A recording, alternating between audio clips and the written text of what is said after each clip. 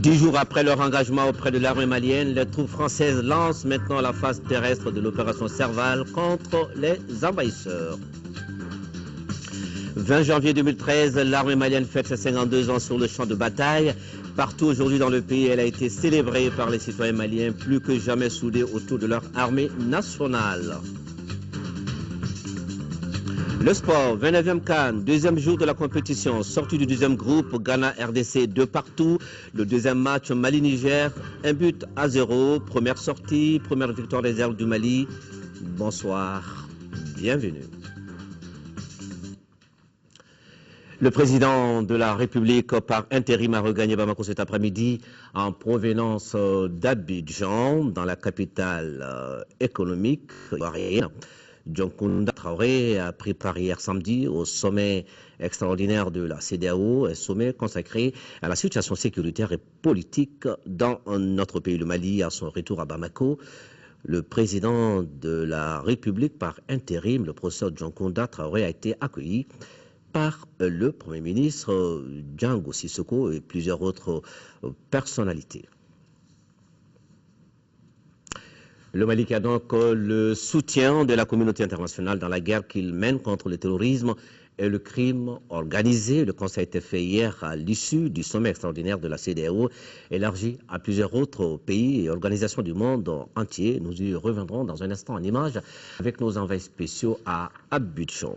La mobilisation qui ne faiblit pas à l'endroit des forces armées de sécurité du Mali depuis l'appel lancé par le président de la République, un opérateur économique malien, justement, en offrant 100 millions de francs CFA comme contribution à l'effort de guerre.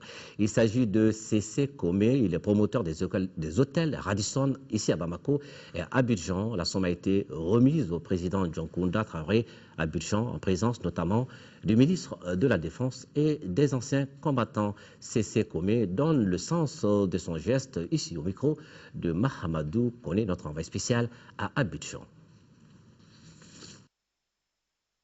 Les 100 millions que je viens de remettre au président de la République, c'est suite à son appel à tous les Maliens de l'intérieur et de l'extérieur.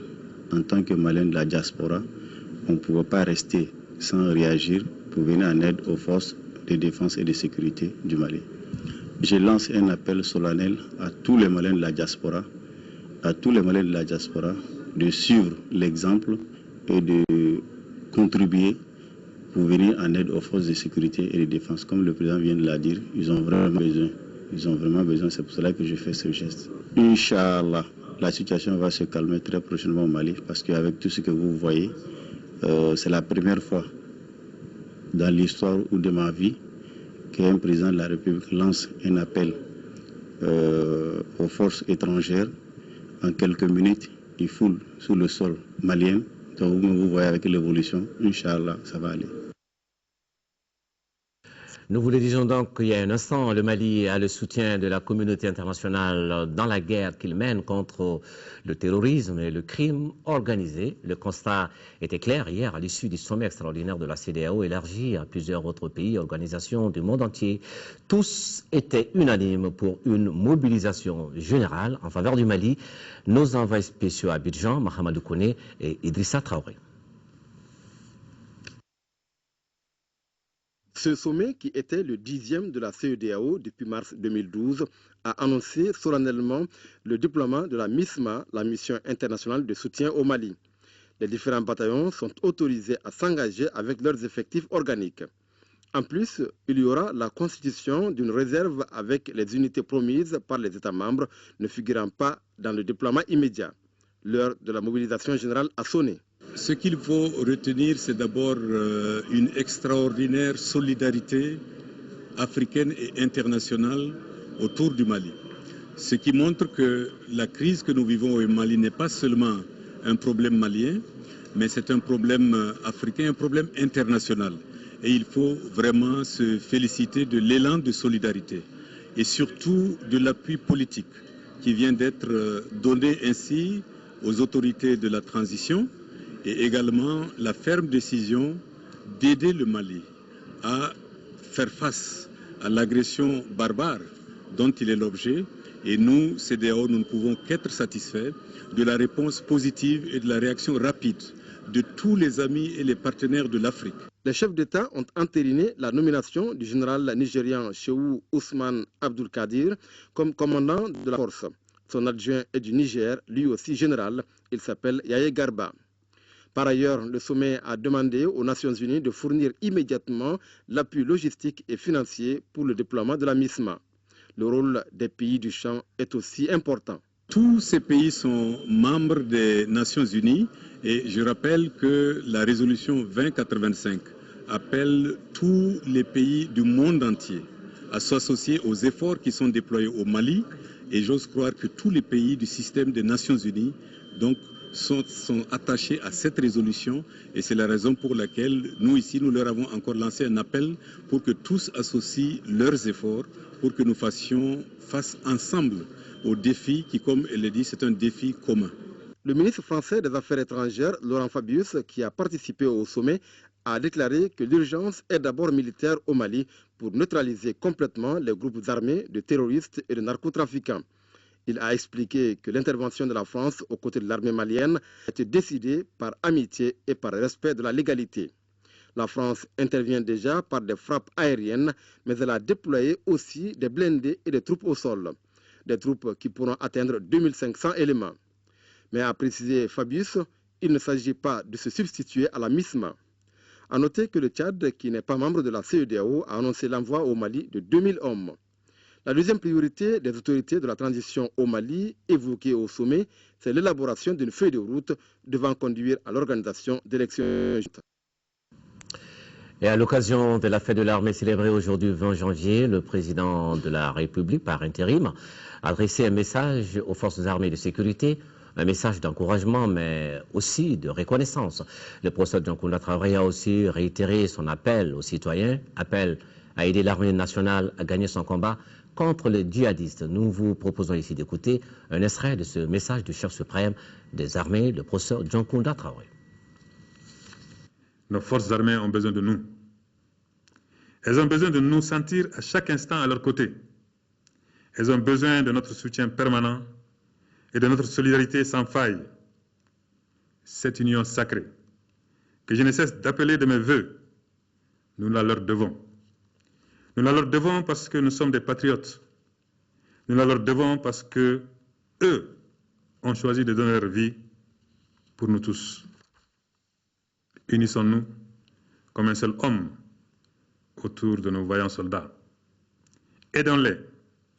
Aidons-les par tous les moyens. Et pendant la reconquête du Nord, quand le hasard des combats les conduiront dans vos villages ou dans vos villes, donnez-leur à boire, donnez-leur à manger, car pour vous libérer, ils n'auront pas eu parfois le loisir de boire suffisamment ou de manger à leur faim. Nos forces engagées au front ont besoin de nos prières et de nos bénédictions. Elles ont besoin de nous savoir unis et soudés dans l'épreuve pour remplir convenablement leur mission hautement patriotique. Je ne doute pas un seul instant que chaque Malien jouera sa partition pour la grande symphonie de la victoire. Officiers généraux, officiers, officiers subalternes, sous-officiers, soldats d'Afrique et du monde. Nous commémorons le 52e anniversaire de la grande armée malienne. Puisse ce jour marquer le début d'une épopée glorieuse pendant laquelle vous écrirez quelques-unes des plus belles pages de l'histoire universelle. Cette guerre, vous la gagnerez. Nous la gagnerons ensemble, au nom de la civilisation et de la démocratie. Tous ensemble, vers Gao, Tombouctou et Kidal. Une dizaine de jours après le début de l'opération Serval au Mali, l'armée française donne le coup d'envoi de la phase terrestre des combats aux côtés de nos forces pour la reconquête totale du territoire malien. Les responsables des opérations militaires des deux forces ont fait cette annonce, c'était ce matin, lors d'une conférence de presse au poste opérationnel de Nouno. Et c'est avec optimisme que le lieutenant-colonel Seydou Sokoba, commandant du groupement tactique Agnono, et le lieutenant-colonel Frédéric de l'armée française se sont adressés aux journalistes. Selon eux, la libération de la ville de Diabali et de Jean-Enaki, prochaine étape, la reconquête de l'ensemble des zones encore sous occupation. Nous les écoutons au micro de nos envoyés spéciaux Agnono, Kandisila et Karamoko Traoré. Diabali, c'est déjà un acquis. Nos troupes sont déjà là-bas. Nous sommes en train de travailler avec les Français de façon cordiale pour la suite des opérations. Nous souhaitons avancer, reprendre Tombouctou, Kidal et jusqu'à Tanzan, frontière Mali-Algérie. La suite des opérations pour les Français dépend de la suite des opérations de l'armée malienne, puisqu'on a décidé, nous Français, de suivre les Maliens, de les appuyer dans leur combat pour reprendre le terrain face aux islamistes et reconquérir leur territoire. Ça veut dire que concrètement, si le colonel Sogoba décide de repartir de l'avant demain ou après-demain ou dans les heures qui suivent, on sera à ses côtés pour l'aider et l'appuyer face à l'ennemi. Vous avez vu qu'on vous a apporté un soutien en termes de frappe aérienne. Vous avez vu que maintenant on est déployé au sol et qu'on va vous appuyer dans votre reconquête. Donc on est prêt à aller aussi loin que possible. Maintenant, les limites de cette intervention sont décidées par les politiques avant tout. Une grande fierté parce qu'on est accueilli à bras ouverts depuis qu'on est arrivé ici, que ce soit à Bamako ou sur la route pour venir jusqu'ici. L'aide de l'armée malienne a été remarquable à chaque fois, la coopération extraordinaire. Donc c'est un grand plaisir pour nous d'être ici et de travailler avec l'armée malienne pour reprendre le terrain aux autres. Il y a l'armée française au Mali, mais il y a également les frères africains chez nous ici. Le déploiement des différentes troupes de la CEDEAO dans notre pays se poursuit normalement cet après-midi. C'est un contingent de plus de 50 militaires sénégalais qui est arrivé à l'aéroport international de Bamako, c'est nous. Il vient ainsi renforcer l'effectif déjà sur place. Fademba Keïta était à l'accueil. Ce premier contingent sénégalais qui compte plus de 50 militaires est arrivé à bord de 2 vols sous le commandement du colonel Guiran Ndiaye. En attendant l'effectif complet des troupes sénégalaises qui s'élève à environ 500 hommes, ce premier dispositif vient renforcer les troupes togolaises, béninoises et nigérianes déjà présentes. Ces militaires sont sous la responsabilité d'un chef d'état-major en charge de la planification et de la conduite. S'il y a des problèmes au Mali, forcément, les Sénégalais le ressentent. Ils sont obligés, moralement, ils sont tenus et ils viendront soutenir le Mali. C'est pour combattre ensemble le terrorisme et également toutes les menaces de quelque nature que ce soit, nous les combattrons ensemble. Un bataillon sera présent, sera engagé. Alors, ce qui sera dimensionné en force logistique, en force de combat et également en état-major de planification. Pour le commandant du contingent sénégalais, la guerre contre les terroristes est une préoccupation mondiale, ce qui nécessite l'engagement de toutes les forces.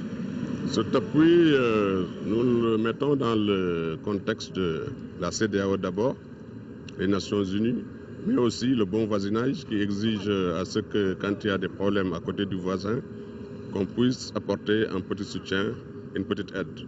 Voilà le cadre dans lequel l'engagement du contingent sénégalais s'est créé. Garnison d'Aguelok et la France. La cérémonie a enregistré la présence de certains responsables militaires et de l'ambassadeur de France au Mali. Tiemoko Konaté était présent pour moi l'actualité. En ce jour commémoratif du 52e anniversaire de l'armée malienne, l'émotion était grande au ministère de la Défense et des anciens combattants. Grande puisque la décoration à titre de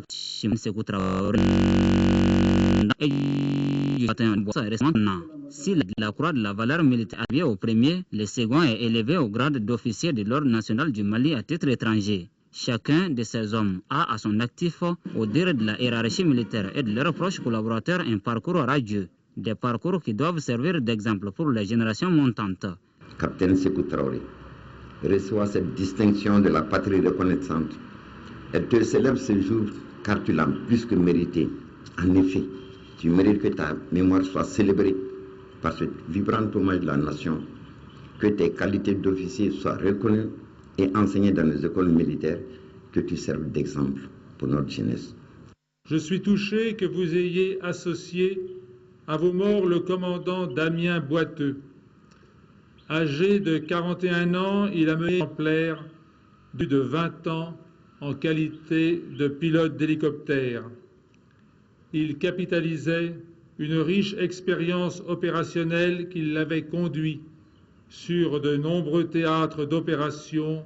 En recevant la distinction, les parents du capitaine Traoré ont attiré l'attention des autorités sur la situation de l'ensemble des militaires tombés au front. Je voudrais attirer votre attention sur la situation de la veuve, de ses frères et sœurs du disparu.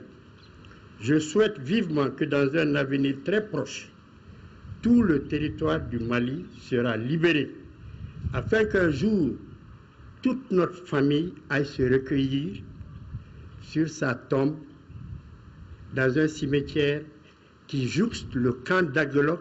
Au terme de la cérémonie, l'association des enfants des militaires à la retraite de l'ex-base aérienne a remis une somme symbolique de 500 000 francs en CFA à l'armée. Et tout cela se déroule au moment où l'armée malienne fête ses 52 ans, un anniversaire que la famille du Rassemblement démocratique africain a célébré ce matin par plusieurs manifestations, dont cette conférence sur la création de l'armée malienne en 1960 et la crise actuelle que traverse le Mali à Damakoudjo. 20 janvier 1960, 20 janvier 2013, l'armée nationale souffle ses 52 bougies, un anniversaire commémoré sous fond de crise politico-sécuritaire et la famille du Rassemblement démocratique africain de se retrouver pour rendre hommage à l'armée nationale et lui apporter tout son soutien dans sa mission de défense de l'intégrité territoriale du pays. C'est notre 20 janvier, c'est le 20 janvier du peuple malien, un peuple de fierté, d'honneur. Le peuple qui ne cède pas, qui n'accepte pas d'être asservi, qui s'est dressé et qui se dressera encore. Nous sommes ici pour saluer notre armée et pour lui dire qu'elle peut compter sur nous. Avec nos maigres moyens, nous témoignerons toujours notre attachement, notre fidélité.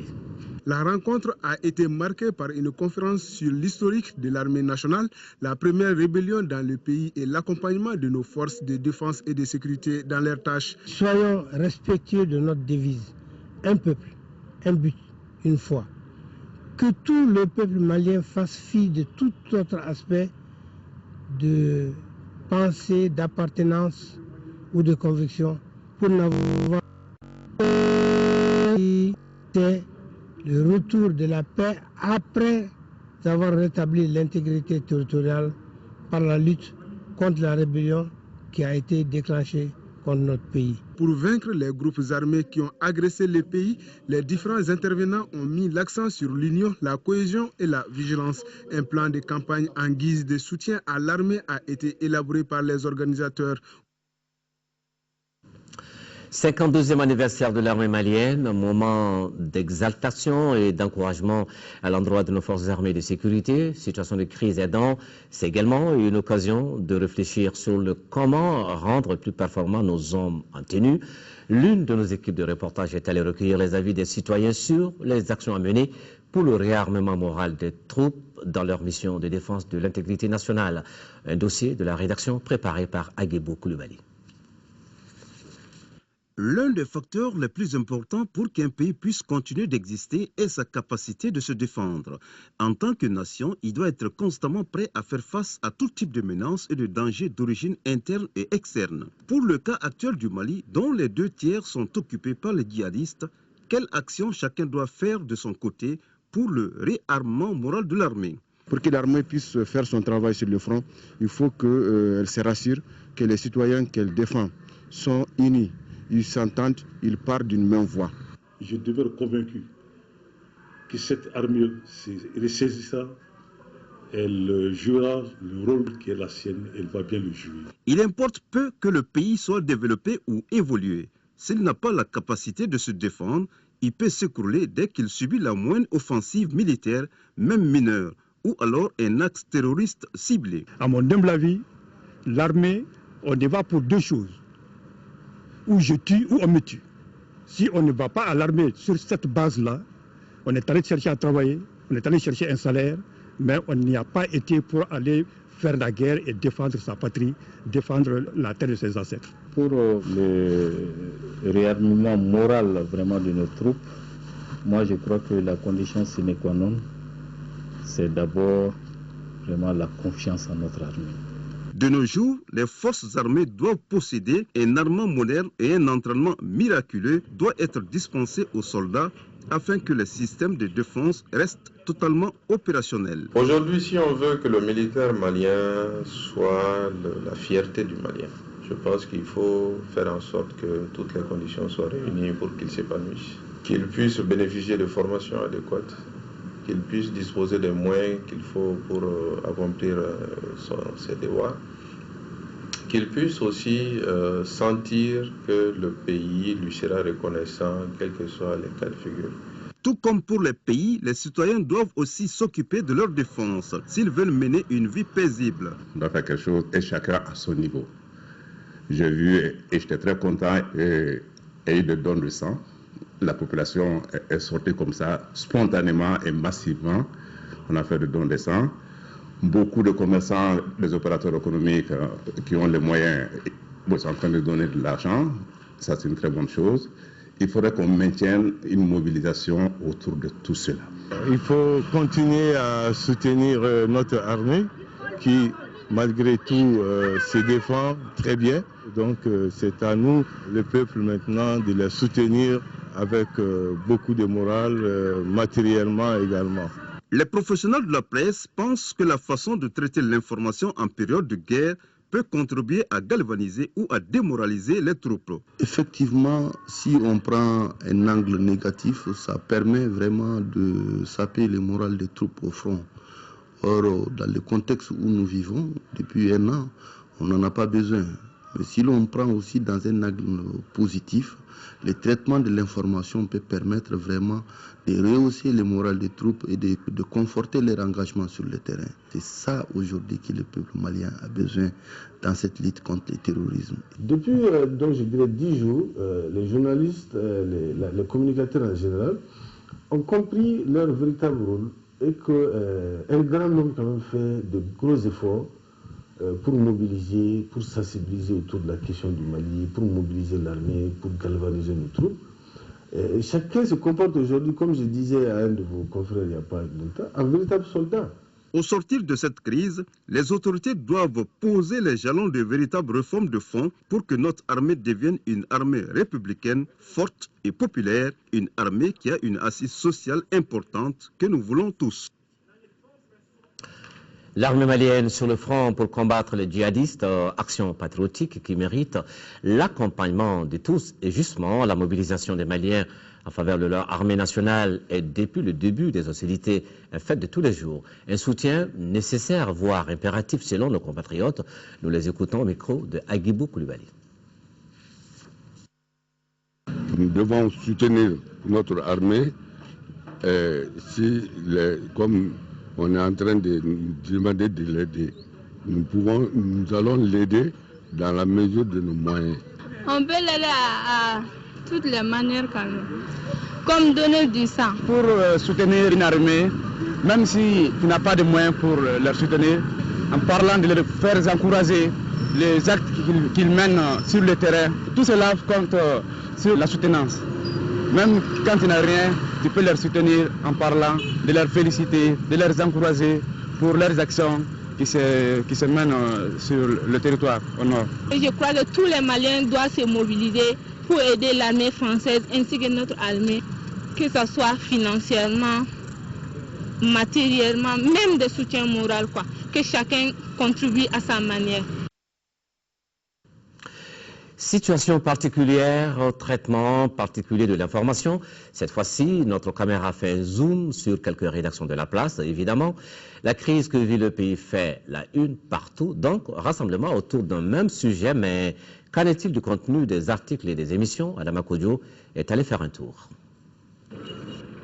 Le Mali fait face à une agression provenant de divers groupes armés, une situation qui est largement commentée par la presse nationale à tous les niveaux.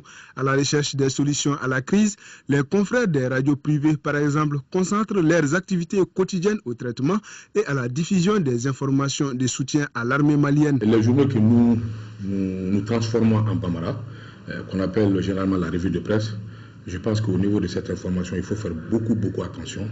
Et nous sommes obligés de nous adapter alors, à la situation actuelle. C'est-à-dire que tout ce qui se rapporte par rapport à l'armée, le bon boulot que l'armée est en train de faire, ça il faut le dire, pour la rapprocher le peuple et son armée. Nous essayons plus ou moins de sensibiliser le maximum de Maliens autour de son armée et autour des objectifs du peuple. Nous avons une seule option, c'est de travailler à mener la paix au Mali. Et ça fait une année, le réseau Kaira, depuis le déclenchement de ces événements, nous avons travaillé à cela pour que la population puisse retrouver la paix. Pas seulement au nord, mais au sud également. Et nous donnons des informations pour réveiller la fibre patriotique. L'heure n'est plus à la polémique. Il est impérieux de parler le même langage afin de sauvegarder l'essentiel qu'est le Mali. C'est pourquoi, dans les journaux nationaux, une grande partie des articles sont consacrés à l'évolution de la situation dans le pays. Nous sommes au plus près possible du théâtre des opérations, comme on dit. Nous avons également des gens de l'autre côté. Donc nous recoupons le plus possible, premièrement. Deuxièmement, nous voyons est-ce que l'ennemi, je le dis comme ça, est-ce que l'ennemi peut se servir des informations que nous donnons. C'est très important de ne pas être source d'informations pour l'ennemi. Le rôle de nos correspondants de l'intérieur est vraiment... le rôle est plus grand encore, parce que ce sont des zones qui sont interdites à la presse. Aucun journaliste national et aucun journaliste international aussi n'a pu encore se rendre à Gao, Tombouctou, Kidal, et je ne parle même pas des localités moyennes comme Ansongo, Bourem et d'autres petites localités. Et nous, on a la chance d'avoir quelques personnes dans ces localités qui nous donnent la température de ce qui se passe. Pour le traitement adéquat des informations, le respect de la morale et de l'éthique s'avère une nécessité. Une information n'est jamais innocente, premièrement. Deuxièmement, celui qui vous donne l'information a toujours quelque chose à chercher également. Et troisièmement, le journaliste ne tombe pas du ciel. Un journaliste est membre d'une société, a des responsabilités dans cette société et enfin le journaliste est doté d'un code d'éthique et de déontologie. En temps de crise, la difficulté vient du contexte.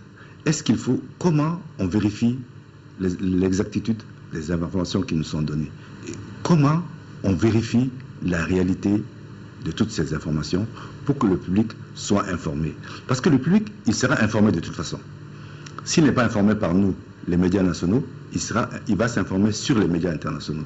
Donc c'est à nous ici de prouver que nous, notre connaissance du terrain et les contacts que nous avons sur place peuvent nous permettre de donner la bonne information avant, sinon en même temps que les médias internationaux qui ont beaucoup plus de moyens que nous. La crédibilité d'une information dépend en substance de sa source et de son traitement. Voilà pourquoi les journalistes de la presse en ligne ont redoublé d'efforts dans la vérification et le traitement des informations. Nous avons une ligne, c'est d'éviter tout ce qui est alarmisme, toute propagande, toute information contradictoire, parce qu'avant qu'on nous annonce une information, on la vérifie auprès de 3 sources. Donc nous avons les sources militaires, gouvernementales, les sources locales. Donc il est important pour nous de vérifier l'information en temps de guerre. Dans les organes de presse visités, on est unanime à mettre l'accent sur le professionnalisme dans le traitement et la diffusion des informations, surtout en cette période de crise. L'accompagnement des forces de défense et de sécurité est un devoir, reconnaissent les acteurs. À Ségou, la 52e fête anniversaire de l'armée malienne est marquée par une bonne nouvelle, celle de la reprise de la ville de Djabali. Et cela au moment où les combats terrestres sont engagés par l'opération Serval, comme l'ont d'ailleurs annoncé ce matin le lieutenant-colonel Seydou Sogoba, commandant du groupement tactique à Nyono, et le lieutenant-colonel Frédéric de l'armée française. Vous les avez déjà écoutés dans un précédent reportage. Alors, quel est ce 20 janvier le moral des troupes dans les camps et campements? Comment travaillent nos combattants pour mener à bien leur mission? Réponse avec notre correspondant à Ségou, Dougou Fana Traoré, qui vient justement de sillonner quelques garnisons de la à 4e région. Au moment où je vous parle, notre armée nationale, avec brio, a eu à combattre l'ennemi à Djabali, dans les autres communes de Nyono, pour défendre non seulement la patrie, mais défendre la région tout entière. Ces propos du gouverneur de Ségou traduisent quelque peu l'état d'esprit et de fierté des populations de la région de Ségou à l'endroit de l'armée nationale. Une armée qui est et a été au cœur de tous les secteurs de développement, en plus de leur mission régalienne de sécurité, de défense des personnes et de leurs biens. À Ségou, notre armée n'a pas dérogé à cette mission. Dans toutes les garnisons, commissariats ou encore aux postes de sécurité, c'est l'alerte maximale, l'état de guerre oblige. Et chaque corps joue sa partition.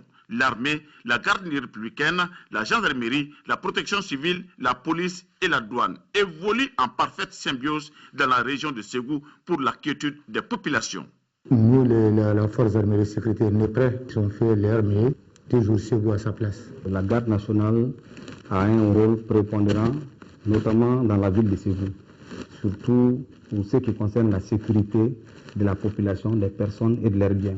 La gendarmerie, comme son nom l'indique, nous sommes là pour assurer d'abord le rôle de prévôté dans le système militaire actuel.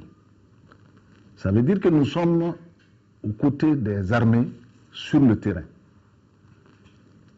pour faire un travail de droit. Et ensuite, en ville, nous sommes là également pour faire ce qu'on appelle la défense opérationnelle du territoire. Pour ce qui concerne la protection civile, dans nos missions régaliennes, il n'y a pas de changement parce que nous avons une seule option, le secours aux personnes en temps normal comme en temps de crise. Par rapport à la crise, nous devons surtout collecter les renseignements et donner à la réaction militaire. Ensuite, nous devons accentuer nos patrouilles. Nous contrôlons pratiquement tous les moyens de transport, les marchandises et même les personnes compte tenu de l'état d'urgence. Nous sommes aussi sur les axes fluviaux, les débarcadères et les ports fluviaux, les canaux, les pinasses et puis même les bacs et les véhicules qui transportent sont contrôlés par les douanes. Aujourd'hui, le territoire de la 4e région est quadrillé par nos forces appuyées par leurs partenaires, surtout français, en vue de permettre à la population de Ségou de vaguer librement à leurs occupations. Situation sécuritaire au Mali, l'alliance de la communauté arabe du Mali clarifie sa position face aux exactions commises dans certaines localités concernées par le conflit au nord. Pour l'Al-Karama, il faudra éviter l'amalgame. Le Mali ne doit pas se tromper d'ennemis. Les responsables de l'alliance étaient justement ce matin face aux journalistes. Nous faisons le point avec Mohamed Diarra. Nos ennemis sont connus, on ne doit pas se tromper d'adversaire. C'est en ces termes que le président de l'Alliance de la communauté arabe du Mali s'est adressé à la presse. L'objet même de ce point de presse est d'attirer l'attention de tous les acteurs sur la nécessité d'éviter les bavures inutiles. Dans ce pays, aujourd'hui, à l'heure actuelle, on connaît l'adversaire. Même s'il se déplace, il a une adresse, il a une identité très précise. Mention spéciale au président de la République française, François Hollande, qui, selon le conférencier, a agi au bon moment pour stopper l'avancée des djihadistes. Nous avons eu besoin de la solidarité nationale, nous l'avons obtenue. Je voudrais ici saluer l'intervention courageuse du président François Hollande est décisive. Mais la victoire ne doit pas être entachée par des bavures inutiles. La cohabitation entre les différentes communautés du Mali après la reconquête des zones occupées a été l'une des préoccupations soulignées par les confrères. Le Nord a plusieurs communautés. Ce n'est pas divisé par bande. Telle communauté, voilà son territoire, telle communauté, voilà son territoire. Le Nord est très complexe, il est très imbriqué, les communautés sont imbriquées les unes dans les autres. Il n'est pas possible de les séparer. Elles sont condamnées à vivre ensemble. Et elles vivent très bien ensemble. Elles vivent très bien ensemble.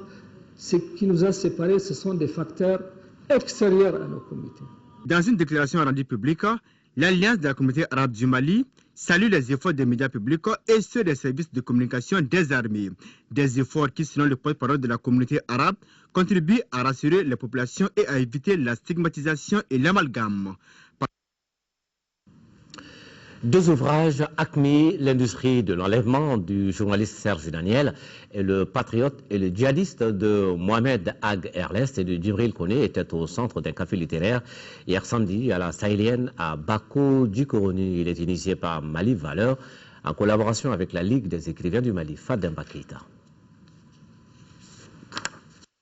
ACMI, l'industrie de l'enlèvement est un roman de 299 pages publié à l'édition Fayard.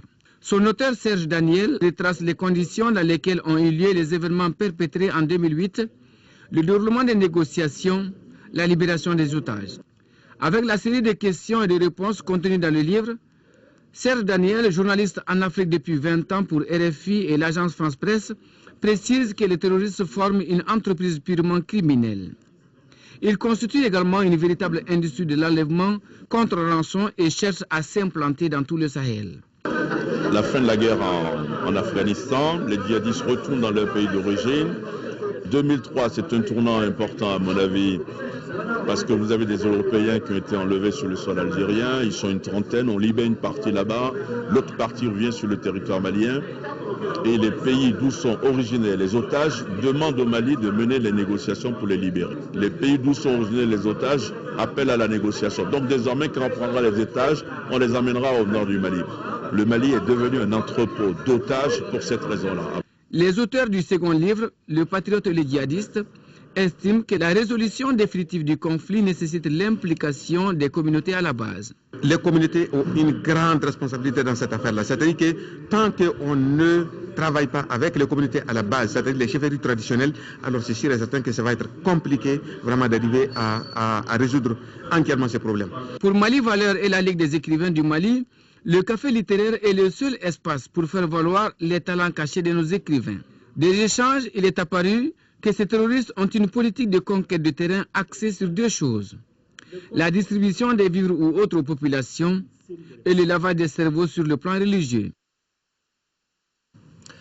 Le gouverneur de la région de Caille informe les populations de la première région qu'un numéro vert est mis à leur disposition pour leur permettre d'informer les autorités et les forces armées de sécurité sur les individus suspects. Il s'agit du 21 52 12 12 21 52 12 12 21 52 12 12, numéro vert mis à la disposition des populations de la région de Caille par le gouverneur de région, le gouverneur qui s'est compté donc sur la bonne compréhension de tous et appelle la population à soutenir et à collaborer avec les forces armées et de sécurité. Au chapitre des déclarations, le bureau politique de l'UMRA, le Haut Conseil des Maliens de la Guinée équatoriale, l'Association des jeunes géographes pour le développement local et la plateforme des sédentaires des régions du nord du Mali saluent tous la bravoure de l'armée nationale et des troupes sœurs qui combattent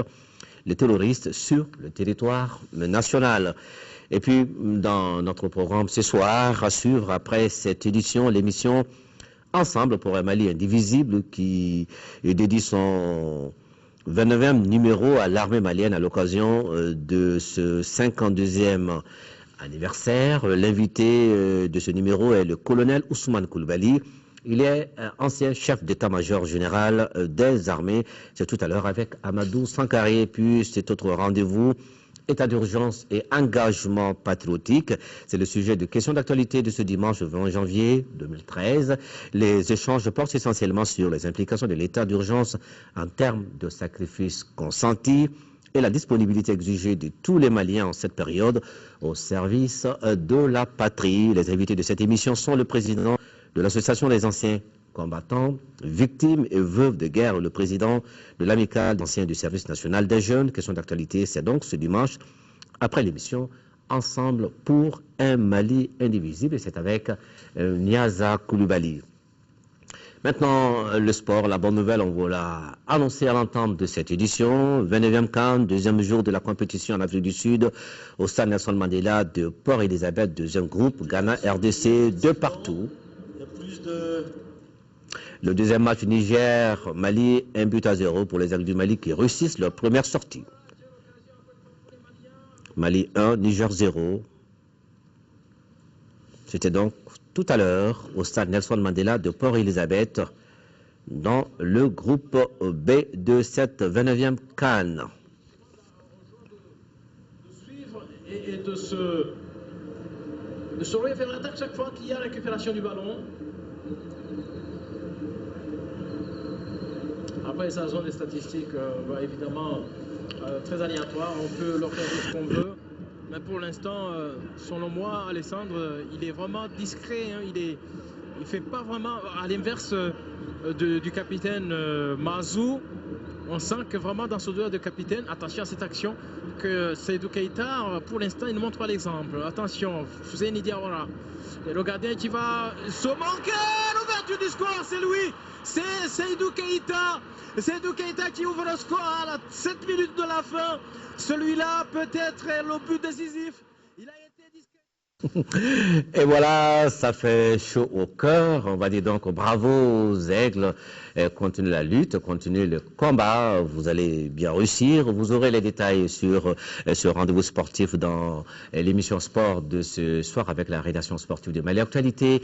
Merci d'avoir suivi cette édition qui s'achève comme tous les jours. Ce soir encore, nos pensées vont à nos frères victimes des exactions des islamistes. Nous ne vous oublions pas du tout et nous vous rassurons que le meilleur est à venir. Demain, 10h13.